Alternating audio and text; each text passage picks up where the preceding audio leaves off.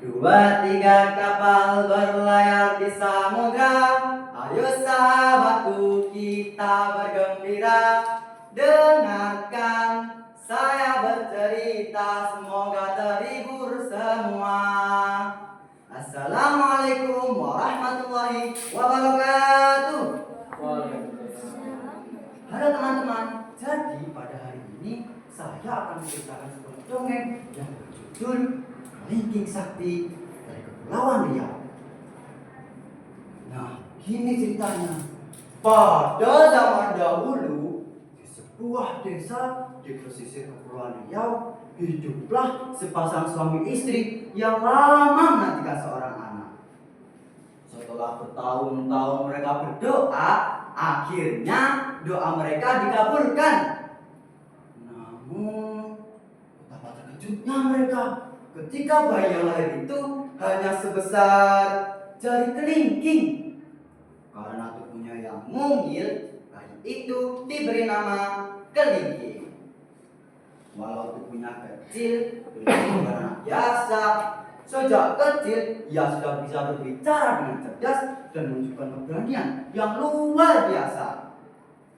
Sayangnya, orang-orang di desanya sering meremehkannya. Tubuh si kecil itu tidak besar berapa? Kata mereka sambil ketawa. Namun, orang tua Kelingking tetap sabar dan percaya bahwa anak mereka memiliki keistimewaan. Tibalah suatu hari, kabar besar datang dari istana. Raja mengadakan sayembara.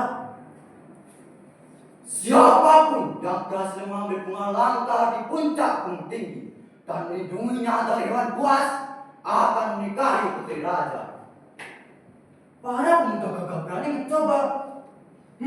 Aku pasti menang. Kau akan kalah dariku. Aku kalah? Tidak mungkin. Namun satu persatu gagal. Ada yang kalah melawan buas, ada juga yang tersesat di jalan. Mendengar kabar itu, Kelingking berkata pada orang tuanya, "Ayah, ibu, izinkan aku mengikuti sayembara ini." Ibunya terkejut. "Tapi itu kecil sekali, nak. Bagaimana kalau kau terluka?" Kelingking pun tersenyum. "Jangan takut, yang kecil bukan berarti loh. Aku akan mencoba dengan akal dan keberanianku." Dengan sekali orang tuanya, Kelingking berangkat. Di perjalanan, ia menghadapi tangan demi tangan. Ketika seekor ular besar menghadangnya, Kelingking menipu ular itu hingga tersangkut di celah batu. "Hah? Apa itu? Ular besar? Hai ular besar, bisa aku kalau kau bisa?" Kelingking pun berlari. Hingga ketika ular itu hampir mendapatkannya, Kelingking berlari ke celah batu.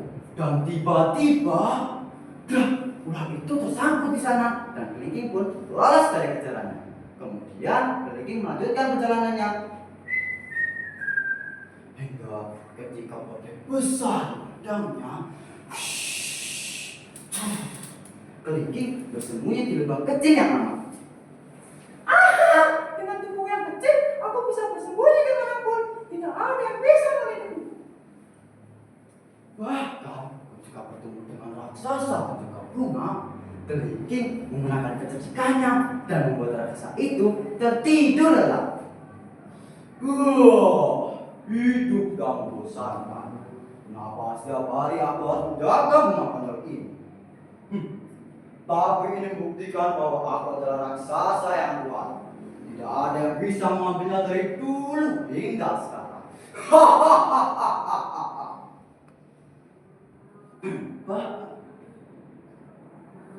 Hei raksasa! Mendengar satu manggilnya, raksasa itu pun mencari kesembuhan. "Apa yang kau mau, anak kecil?" "Aku kesini membawa dia untukmu. Lihat ini." Ding dong, ding dong. Hah? Tidak apa itu? Tuh, kenapa ibu mengantuk?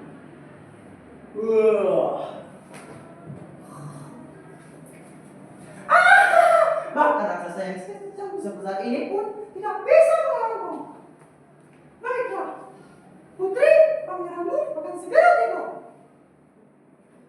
Putri pun membawa bunga itu pulang ke istana dan memberikannya pada raja.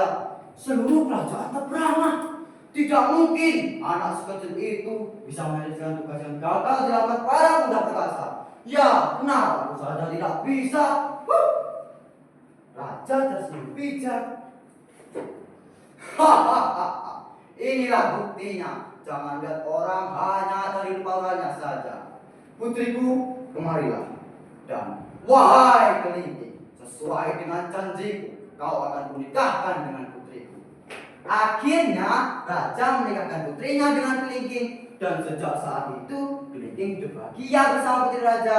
Ceritanya tersebar luas dari satu pulau ke pulau lain, menjadi legenda yang abadi yang dikenal sebagai kelingking sakti dari Kepulauan Riau. Nah, begitu ceritanya. Pesan moralnya, cerita kelingking sakti mengajarkan kita bahwa ukuran tubuh seseorang tidak menentukan keberhasilannya, tetapi menjadikan keberanian dan ketekunanlah yang membawa kita pada keberhasilan.